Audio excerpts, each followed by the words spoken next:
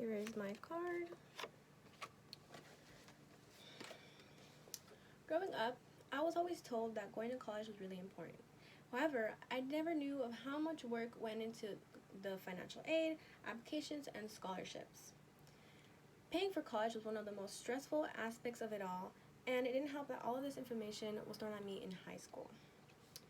According to CNBC on an article on June 12, 2020, $1.6 trillion of student debt is held by 44 million Americans. And it gets me thinking, will I have to deal with this? There is a great possibility that I will, but it does not hurt to get educated on this subject. Today, I want to talk about the student debt crisis. First, I will talk about increased student spending. Second, the impact on student mental health. And third, what has happened amid the COVID-19 pandemic.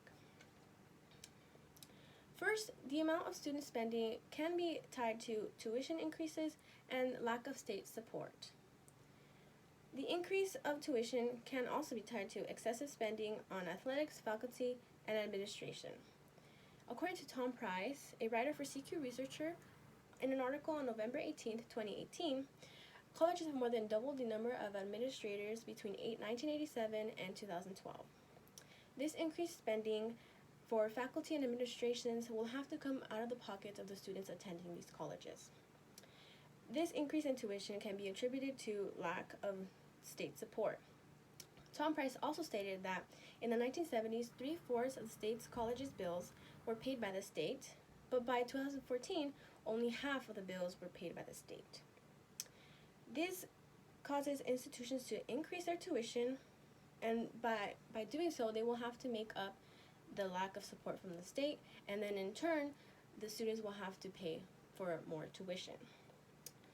I just spoke about the increased spending of the students for colleges, and second, I will talk about the impact on student mental health. Student debt has a big impact on the student mental health, and stress and anxiety are ones that are dealt with the most when it comes to the students.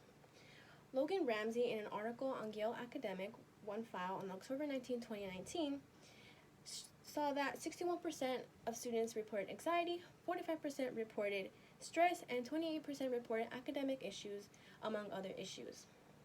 As more and more students become to be overworked, it can be difficult for them to balance their personal and academic lives.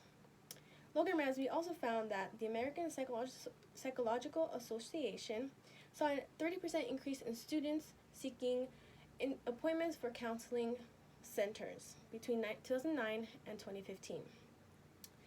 For students, it can be very overwhelming to deal with themselves, to find the balance between their academic and personal lives. But a lot of these students also have busy schedules, and it can also be difficult to find the time in their schedules to find help, which can cause even more stress.